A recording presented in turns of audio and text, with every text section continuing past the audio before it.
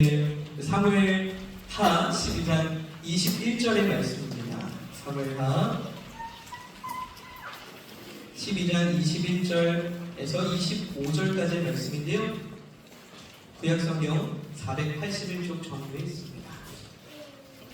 화면을 보시면서 우리 한 목소리로 함께 읽도록 하겠습니다. 시작! 그의 시간을 이르되 아이가 살았을 때에는 그를 위하여 금식하고 우시더니 죽은 후에는 일어나서 잡수시니 이 일이 어찌 됨이니까 하니 이르되 아이가 살았을 때에 내가 금식하고 온 것은 혹시 여호와께서 나를 불쌍히 여기사 아이를 살려주시는지 누가 알까 생각한 이거니와 지금은 죽었으니 내가 어찌 금식하랴 내가 다시 돌아오게 할 수 있느냐 나는 그에게로 가려니와 그는 내게로 돌아오지 아니하리라 하니라. 다윗이 그의 아내 바세바를 위로하고 그에게 들어와 그와 통친하였더니 그가 아들을 낳으며 그의 이름을 솔로몬이라 하니라. 여호와께서 그를 사랑하사 선지자 나단을 보내 그의 이름을 여디디아라 하시니 이는 여호와께서 사랑하셨기 때문이더라. 아멘. 아멘. 네, 안녕하세요. 저는 우리 목사님께서 소개를 해주셨는데요. 민동선 목사라고 합니다. 네. 그런데 외우기 쉽지 않으실 텐데 다른 어른분들께서는 주변 분들은 민통선, 맛동산 이렇게 이름을 외워주시더라고요. 그러면 절대 안 잊어버리시더라고요.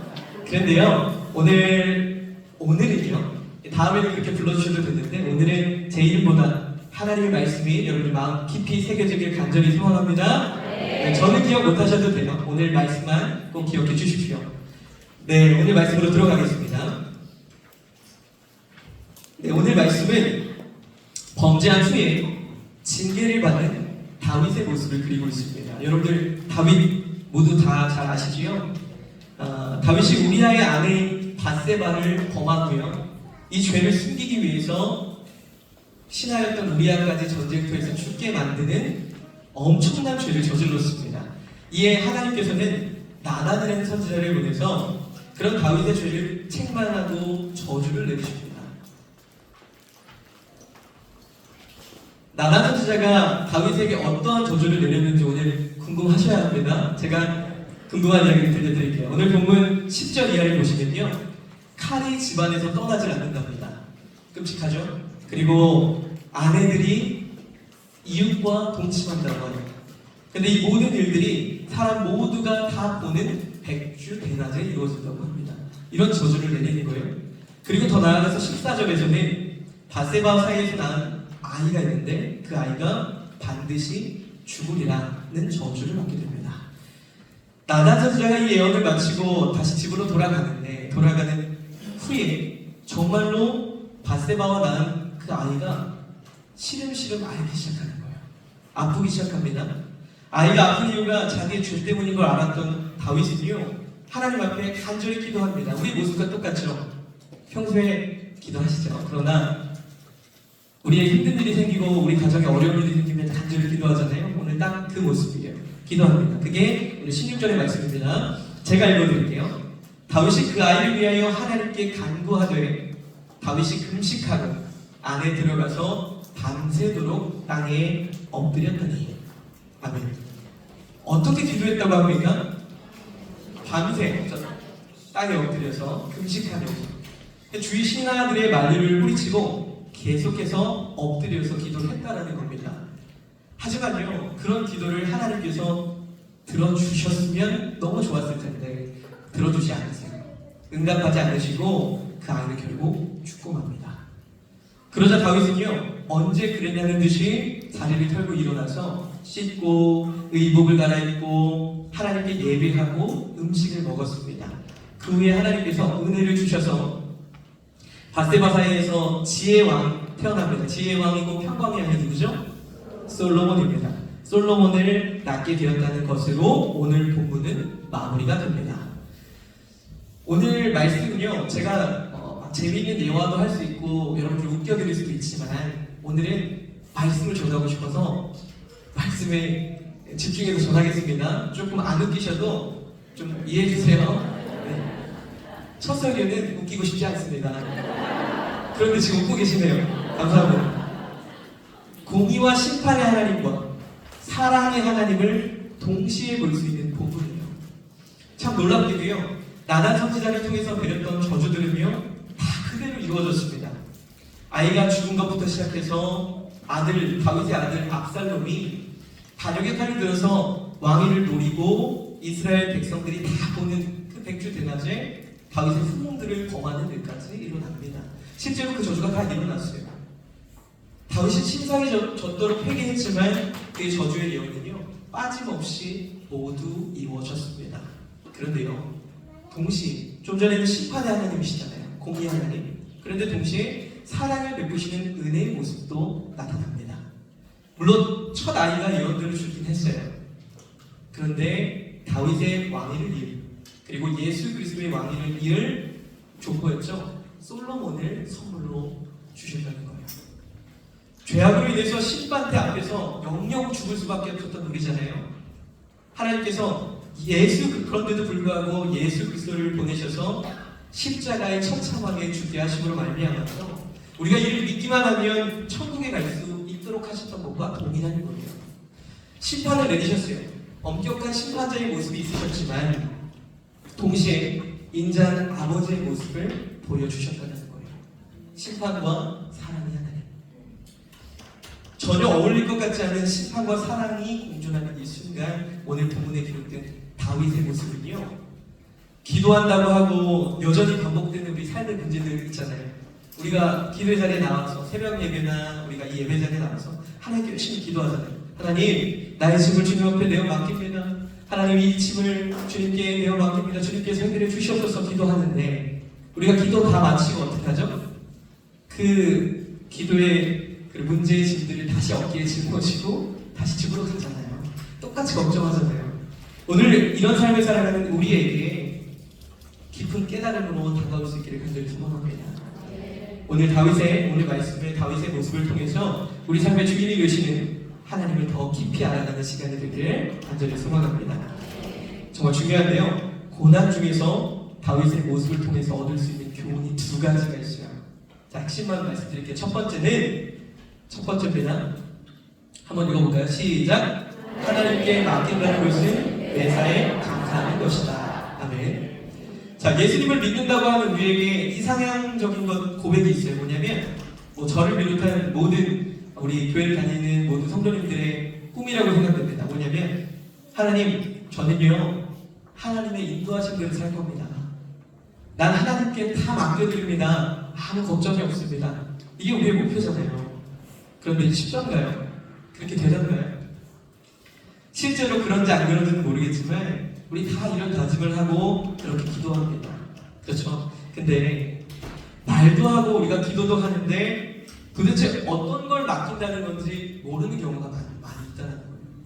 그래서 모르니까 내 마음대로 하나님이 이야기하지도 않으셨는데 내 마음대로 기도해놓고 흥정해놓고 하나님과 거래를 해놓고 기도대로 응답이 안 되면 실망합니다. 그리고 계속해서 기도하는데 그게 안 이루어지면 하나님이 살아계신 거냐고 반문해요. 그리고 원망하고요, 그 교회를 떠나가기도 해요. 사실 저도 그랬어요. 뭐냐면 정말 힘들고 지칠 때 하나님 제 길을 인도해 주세요. 하나님께 다 맡겨드립니다. 하나님 제 마음 아시죠? 다 기도해요.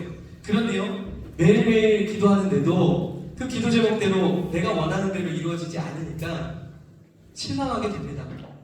하나님, 내 기도 듣고 계신 거 맞을까? 하나님이 지금 나의 고통을 알고 계신 게 맞을까? 그런 생각이 들 때도 있다라는 거예요. 그런데 그건요, 하나님께 모두 맡긴 건 아니었다라는 거예요. 그런 기도를 했다고 해서 정말로 다 맡긴 건 아니라는 겁니다. 정말 하나님의 인도하심을 믿고 구하는 사람은요, 아니 정말 하나님께 모든 걸 맡긴 사람은요, 내게 주어진 환경이 어떠한 것이라 해도, 정말 내 눈앞에 펼쳐진 환경들이 어떠한 것이라도 해도 신실하신 하나님의 뜻을 생각하면서 기뻐하고 감사할 수 있는 사람이에요. 너무나 당연해 보이는데 제가 당연한 말을 하는 것 같죠? 이 설교의 끝에 당연한 게 당연한 게 아니었구나라고 깨닫게 되시길 간절히 소망합니다. 이렇게 하루하루 매 순간순간을 하나님의 은혜를 생각하며 감사하는 사람이요, 정말 하나님께 모든 걸 맡긴 사람이더라고요. 번 기도하는 사람이 하나님께 모든 것을 맡긴 사람이 아니라 매 순간 감사하는 사람이 하나님의 인도하신 대로 살아가는 사람이라는 겁니다. 오늘 말씀을 보십시오. 다윗의 이 행동 여러분 이해가 가십니까? 제가 쓱 읽어드려서 눈치를 못 채신 분도 계실 거예요. 자, 아이를 살려달라고 미친 듯이 기도했습니다. 근데 어느 정도였냐면요, 그 처절하게 기도하는 그 모습을 본 신하들이 옆에 다가가서 아이가 죽었다는 소식을 전하기가 두려웠어요. 저렇게 죽기 살기로 금식하고 막 땅에 엎드려서 막 안 나와서 기도를 저렇게 죽기 살기로 하는데 아이가 죽었다고 전하면 까무러치고 죽을 것 같은 거예요. 심장마비로 일어날 것 같은 거예요. 그 정도의 모습으로 기도했다는 거예요. 여러분 상상이 되십니까? 주위 신하들이 볼 때도 저러다가 사람이 잘못될 수도 있겠다 할 정도로 절박하게 기도했다는 겁니다. 그런데 아이가 죽은 것을 깨달은 다윗이 어떻게 행동합니까? 반전이었어요. 그게 20절의 말씀인데요. 제가 읽어드릴게요. 다윗이 땅에서 일어나서 몸을 씻고 기름을 바르고 의복을 갈아입고 여호와의 집 전에 들어가서 경배하고 예배하고 왕궁으로 돌아와서 명령하여 음식을 그 앞에 차리게 하고 먹은지라 라고 이야기합니다. 좀 전까지 목숨을 다해서 기도하던 사람이에요. 아이를 살려달라고, 하나님 제발 내가 잘못한 거 알겠으니까 그 아이는 죄가 없지 않습니까? 기도했던 다윗이에요. 그런데요, 응답되지 않고 아이는 죽었습니다. 그러면요, 우리 상식선에서 볼 때 어떻게 해야 돼요? 이런 상황에서는요, 더 슬프게 울어야 돼요. 금식을 했으면 하루 더 금식해야 돼요. 너무 슬프니까 밥이 넘어가겠습니까? 왜 내 기도 안 들어주시냐고 하나님께 원망해야 되는 게 정상 아니에요? 그쵸? 그런데요, 다윗은요, 언제 그랬냐는 듯이 평소 자기의 삶으로 돌아왔어요. 그리고 예배까지 드렸대요. 하나님께 감사 기도까지 드렸다는 거예요. 완전 요즘 같으면 좋을 줄 아닙니까? 막 기뻤다가 슬펐다가 막 그래, 이상해요. 도대체 이해가 되지 않는 모습입니다. 하지만 저만 이해가 안 됐던 건 아니었나 봅니다. 우리 신하들이요, 아주 속 시원하게 다윗을 묻고 있습니다. 뭐 이런저런 많은 말들을 하는데 짧게 이야기하면 이거예요. 아니, 왕이시여, 너무 슬퍼서 정신이 어떻게 된 거 아닙니까? 이렇게 얘기하고 있는 거예요. 그러자 다윗이 대답합니다. 더 가만히요. 볼게요.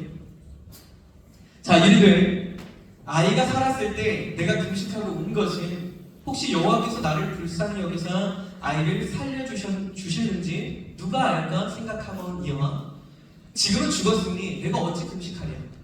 내가 다시 돌아올 수 있게 할 수 있느냐?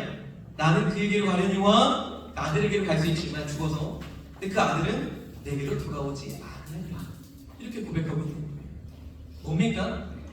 내가 그렇게 간절하게 기도했지만 하나님께서 들어주지 않으셨고 그것이 하나님의 뜻이라면 조용히 따르겠다는 거예요. 이게 정말 대단한 믿음 아닙니까? 지나간 일에 대해서, 지금 나에게 주어진 상황에 대해서 불평하지 않겠다라는 하나님의 뜻으로 다 받아들이겠다라는 멋진 믿음의 표현입니다. 이건요, 아까 제가 이야기했던 이것이 바로 하나님께 자기의 삶을 맡긴 사람이에요. 욥이 그랬고요, 바울이 그랬어요. 그런데 우리도 근데 생각해 봅시다. 이게 우리가 제가 간단하게 말로 들려드려서 이게 쉬워 보이지만 이게 쉬운 일입니까? 다윗도요, 우리와 똑같은 감정을 가지고 있는 사람입니다. 자기의 죄 때문에 아무것도 모르는 갓난아기가 막 갑자기 시름시름 앓다가 죽게 돼요. 그것도요, 남의 아이 아니에요. 자신의 아이가 죽어가는데 누가 안 슬프겠어요? 상상이나 되십니까? 말을 못할 정도로 가슴이 아팠을 거예요. 그런데요, 그 슬픈 상황이 하나님을 향한 그 다윗의 믿음을 뛰어넘을 정도는 아니었다는 거예요. 아까 대표 기도 해주셨죠? 하나님 고난을 주시는데 우리가 견딜 만한 고난을 주세요라고 기도해 주시더라고요. 오늘 말씀이 그거예요. 그거 너무 은혜가 되더라고요. 말씀이 이미 기도도 다 전해주셨어요. 견딜 만한 상황이어서 견딘 것이 아니라 다윗이 그 상황을 뛰어넘을 만한 믿음을 가지고 있었다는 거예요. 하나님께 모든 것을 맡기고 싶으십니까? 그럼요, 감사하세요. 어렵죠? 그런데 해야 돼요. 감사하지 못하는 건요, 하나님을 신뢰하지 못하는 거예요. 그건 마치 내가 처한 안 좋은 상황과 나의 여건들이요, 하나님이 너무 바쁘셔서 미천한 나에게까지 신경을 못 써주시는, 아니면 하나님의 능력이 너무 부족해서 저까지 신경을 못 써주신다라고 고백하는 것과 똑같은 거예요. 하나님은 그런 하나님이라고 우리가 만들고 있는 거예요. 전능하신 하나님이라고 우리가 고백하잖아요. 불가능한 일이 없으시다라고 고백하잖아요. 그런데 우리가 하나님을 전능하지 않으신 하나님으로 만들고 있는 거예요. 제가 좋아하는 저희 모토가 있어요. 뭔지 아세요? 기도하면 기적이 일상이 됩니다. 기도하면 기적이 일상이 됩니다. 따라해볼까요? 시작! 기도하면 기적이 일상이 됩니다. 기도하면요, 기적들이 막 내 눈앞에서 일어난다는 뜻이 아니에요. 내일 일어나는 모든 일들을 기적으로 받아들일 수 있다는 말이에요. 다윗이 됐다는 거예요. 물론 이런 설교를 들으면요, 목사님이 그런 상황을 안 겪어보셔서 그렇지, 여기에 그런 상황 겪어본 사람들이 얼마 많은데 새파랗게 젊은 목사님이 그런 이야기를 함부로 이렇게 쉽게 하십니까? 라고 이야기하실 분도 계실 거예요. 자, 그런데요, 제가 말씀을 안 넘겨드렸군요. 제가 이야기를 하나 들려드리고 싶어요. 뭐냐면, 제가 어려 보이잖아요. 그런데 제가 아이들이 둘이 있어요. 이런 거는 너무 좋아요. 저는요, 제가 기호엘 목사님과 한 살 차이입니다. 네, 이런 반응일지 몰랐는데, 제가 아이가 있는데, 첫째 아이 이름이 고은이에요. 고은, 민고은. 이름 너무 예쁘죠? 근데 그 첫째 아이 이름이 원래 고은이가 아니었어요. 고은이가 된 사건이 있습니다. 뭐냐면, 제가 아이를 이 교회 오기 전에 학교에서 교목을 하나 왔는데, 아이를 가지려고 아무리 노력을 해도 아이가 안 가져지는 거예요. 하나님이 태문을 열어주시겠구나 라고 기대했는데도 하나님의 때가 있겠지 했는데도 너무 오래 안 가져지니까, 이게 뭐지? 병원에서도 문제가 없다고 그러는데 왜 이렇게 안 가져지지? 막 힘들어하던 찰나에 하나님이 정말 기적적으로 아이를 갖게 해주셨어요. 이 꿈의 교회에 넘어오는 그 시기에. 근데요, 얼마나 애지중지 키웠겠습니까? 뱃속 안에서 제가요, 막 바나나랑 아몬드도 갈아서 먹이고요, 머리에 좋다는 고등어도 주고 노력을 엄청 했어요. 자, 그런데요, 이제 출산을 앞둔, 출산 예정일보다 한 20일 정도의 앞둔 그때에 저희 아내가 복통이 왔다는 거예요. 아내가 고통을 좀 잘 참거든요. 근데도 병원에 가고 싶다고 하니까 빨리 병원에 데려갔어요. 근데 병원에서 얘기하는 게 양수가 터졌대요. 그래서 이제 아이가 곧 나올 것 같다는 거예요. 그래서 그 분만 유도제라고 했죠. 그걸 맞고 조금 기다려서 아이를 낳자는 거예요. 뭐 한 20일 정도 빨리 태어나지만 그래도 교회에 와 있고 아이를 정상적으로 낳을 수 있다니까 안심이 됐죠. 그래서 아내랑 저랑 아내 이렇게 누워 있는데 막 셀카를 찍고 막 놀았어요. 이제 아이가 태어나는구나. 가족들에게 막 알리고요.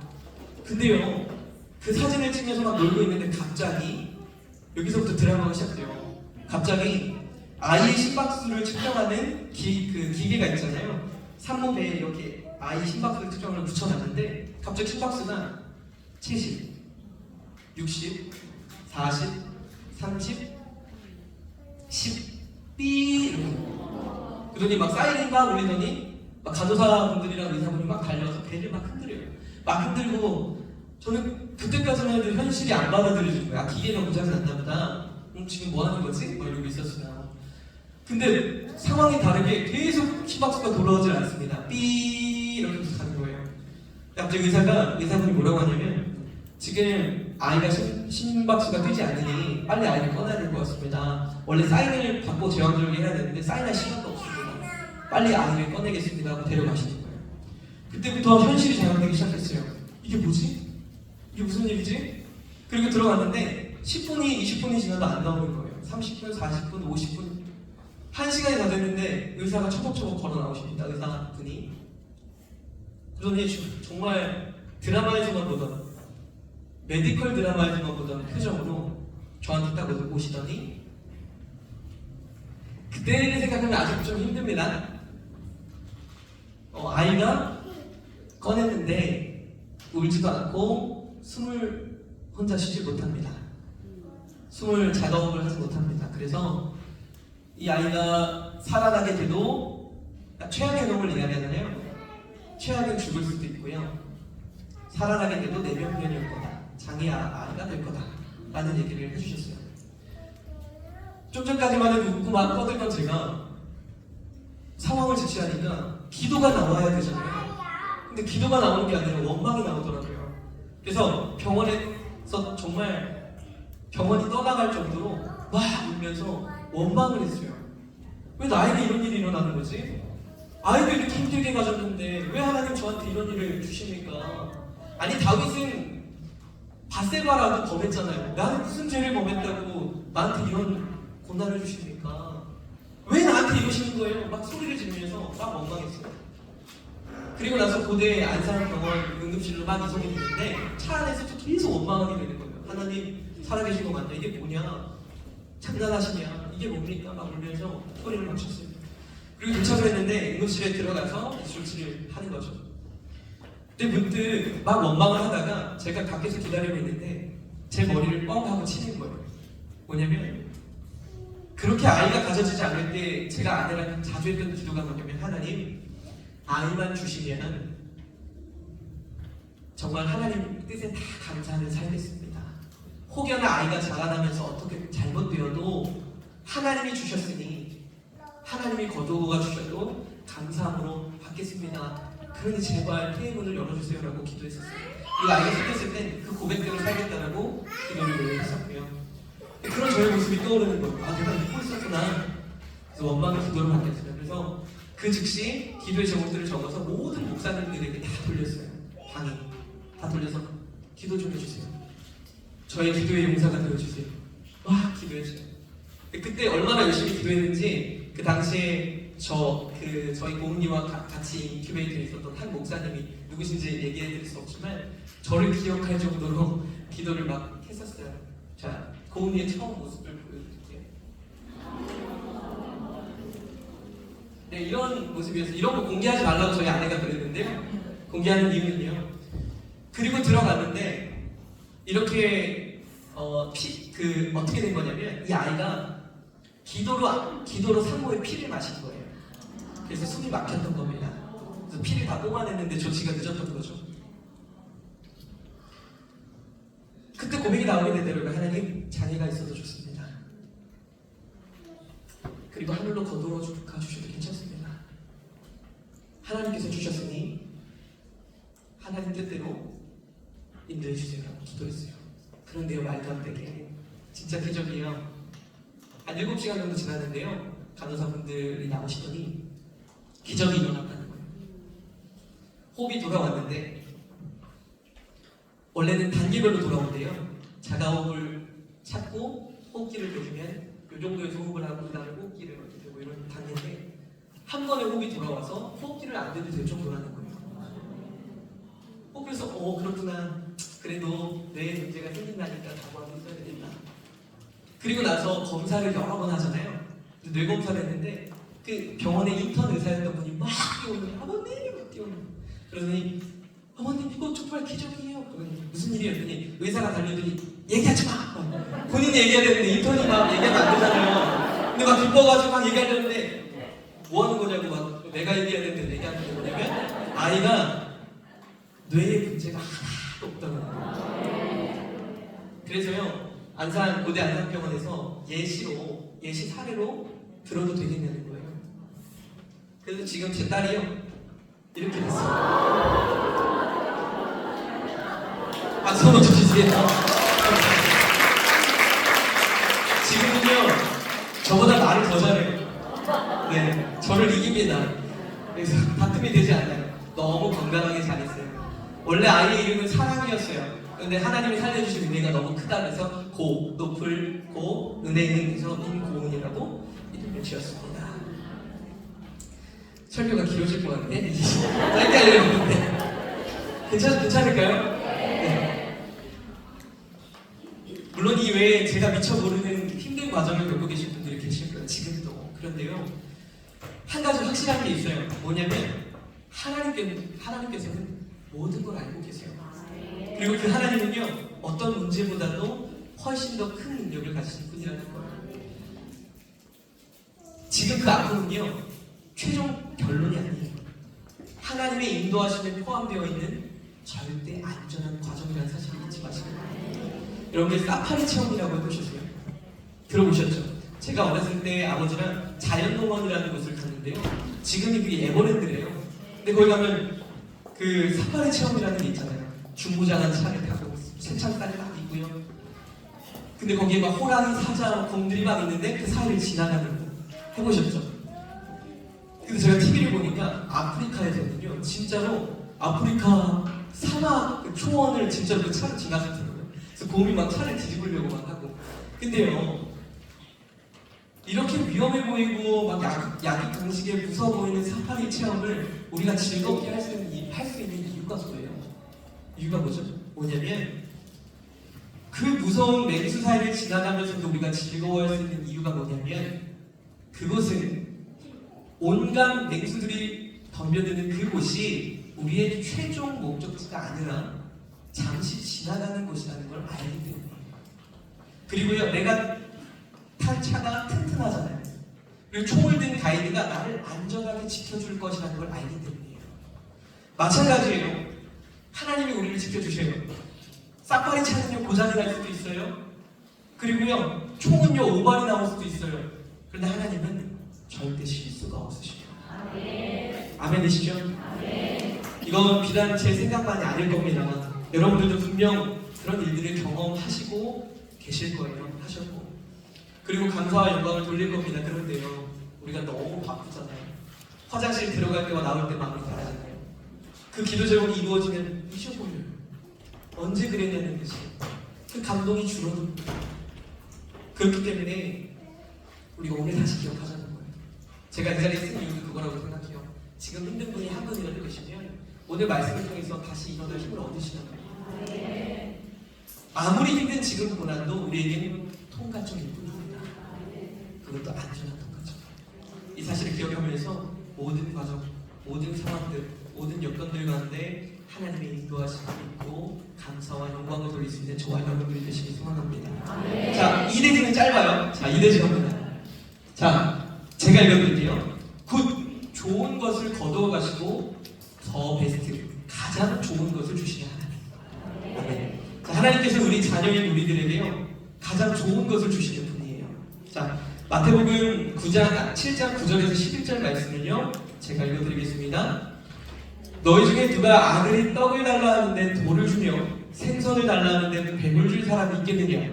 너희가 악한 자라도 좋은 것으로 자식에게 줄 알거든. 하물며 하늘에 계신 너희 아버지께서 구하는 자에게 좋은 것으로 주시지 아니하시겠느냐? 아멘. 앞에서 말한 모든 상황들 가운데 우리가 감사할 수 있는 이유가 바로 이겁니다. 뭐냐면 하나님은 좋은 것을 거두어 가시고요 가장 좋은 것, 물론 하나님의 기준이에요. 이거 오해하시면 안 돼요. 내 기준에서가 아니라 하나님의 기준에서 가장 좋은 것을 주시는 아버지 하나님입니다. 이 믿음이 있기 때문에 다윗이, 욥이 원망했지만 다시 돌아왔던, 바울이 돌아왔던 이유입니다. 어떤 상황에서도 감사해야 된다는 첫 번째 주제가 이제 이해가 되시죠? 오늘 말씀에서도요 그 아이를 잃은 다윗에게 하나님께서는요 자신의 대를 이어갈 그리고 예수 그리스도의 족보에 이름을 올릴 지혜의 왕이죠 솔로몬을 허락하십니다. 물론 다윗의 죄에 대한 징계로 인해서 아들을 잃은 건 맞아요. 얼마나 슬프겠어요. 그런데요 그런 상황 속에서도 하나님은 가장 좋은 것을 주시는 분이라는 거예요. 요즘 저희 둘째 아들 보면서 느끼는 건요 아이가 좋아하는 것 손에 쥐면 절대 놓지 않아요. 제가 어떻게든 뺏으려고 해도 손에 아기의 힘이 너무 셉니다. 그런데요 그 아기가 울고불고 뺏으려고 난리가 나는 그 아기가 손에 잡았던 것을 딱 놓는 순간이 있어요. 언제인 줄 아세요? 맞아요. 부모님이 더 좋은 걸 주실 때요. 더 좋은 거. 더 커 보이고요. 더 맛있어 보이고 이런 거 주면 손을 뺍니다. 달콤한 사탕을 쥐고 있었던 그 손을 펼 수 있는 건요 반복적인 경험을 통해서 아 우리 엄마라면 아 우리 아빠라면 이걸 가져가고 나에게 더 좋은 걸 줄 거야 라는 확신이 있을 때요. 그리고 그 확신은요 절대 틀리지 않아요. 왜냐하면 부모란 우리 모두가 그렇죠. 부모란 자기 아이가 좋아하는 불량식품이 아니라 지금 그게 맛있어 보일 수 있어요. 불량식품이 아니라 그 아이에게 가장 좋은 것을 주고 싶어하는 존재이기 때문입니다. 지금 내 모습이, 여러분들의 모습이 이 아이처럼 상실의 아픔 때문에 때를 쓰고 있는 갓난 아이의 모습은 아닌지 돌아볼 수 있기를 소망합니다. 내가 아끼는 무언가가 경제적인 문제, 내 가정의 문제, 자녀의 문제 때문에 아픔을 겪는다고 불평하면서 끝까지 세상적인 기대를 놓지 않는 거예요. 이거 뺏어가지 못해. 하나님 다 내어드립니다. 놓지 않는 거예요. 그러면서 울고불고 놓기 싫어가지고 하나님이 야 놔! 내가 좋은 거 줄게. 싫어! 막 하고 울고 있는 그 아이와 같지 않은지 돌아볼 수 있게 간절히 소망합니다.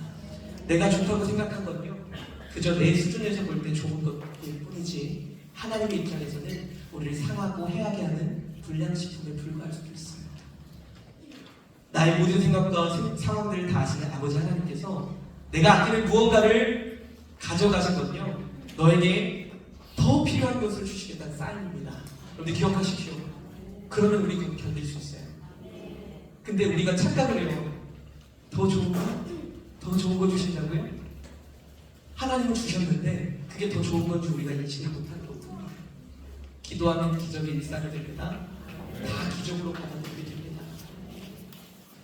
잠시 아플 수 있지만 그런 과정 중에 가장 좋은 것, 더 베스트를 주시기 위해서, 그래서 더 멋진 하나님의 자녀를 살도록 하기 위해서 좋은 것을 거두어 가시는 겁니다.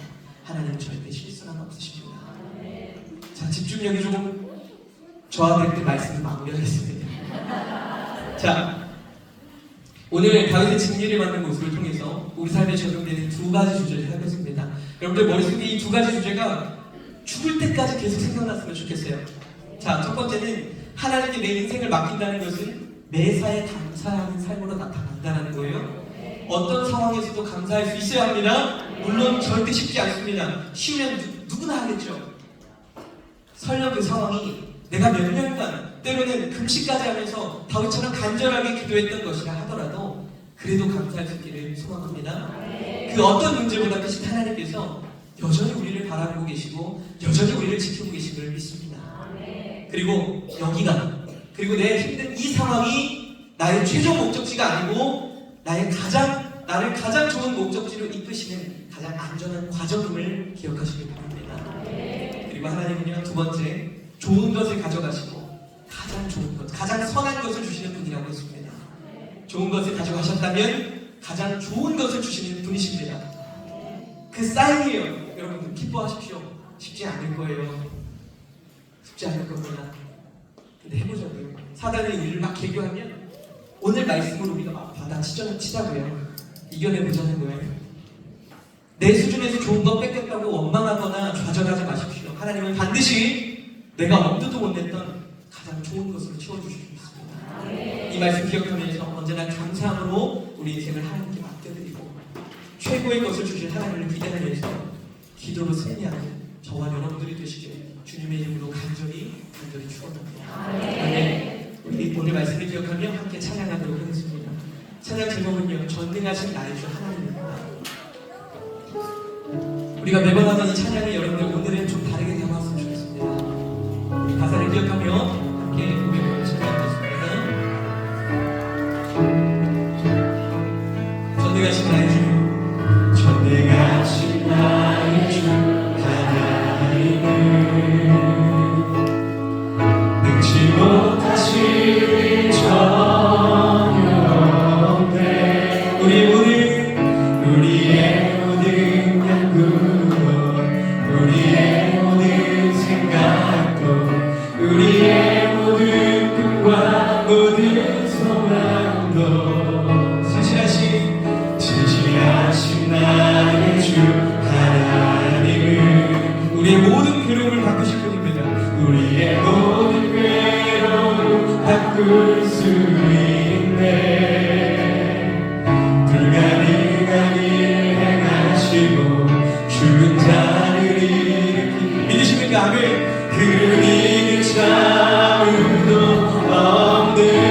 주의 말씀 의지하여 주의 말씀 의지하여 깊은 곳에 힘을 던져 오늘 그날 올라올 일을 이루어 이루시는 것보다 주의 말씀 의지하여 믿음으로 힘을 던져 믿는 자에게 능치 못한 우리 한 번 더 고백합시다. 주의 말씀 의지하여 주의 말씀 의지하여 힘을 던져 오늘 그가 놀라운 일을 이루시는 것보다 주의 말씀 의지하여 믿음으로 힘을 던져 믿는 자에게 능치 우리 한 번 더 고백할까요? 주의 말씀 의지하여 아멘 주의 말씀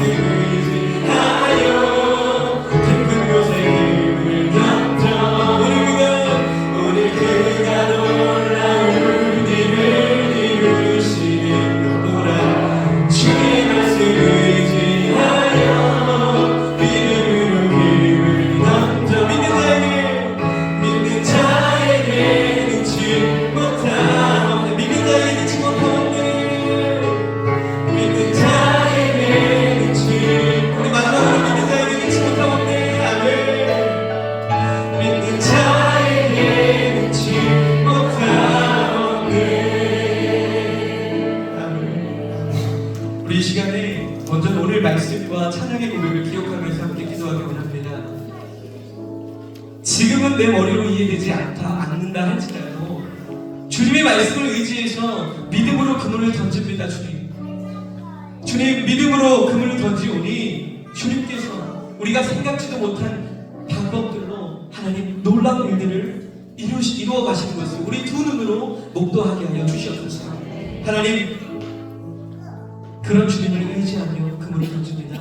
주님께서 하나님 해결해 주시고 응답하여 주시옵소서라고 우리 다 함께 주여 한번 간절히 외치시고 간절한 마음으로 이 시간 기도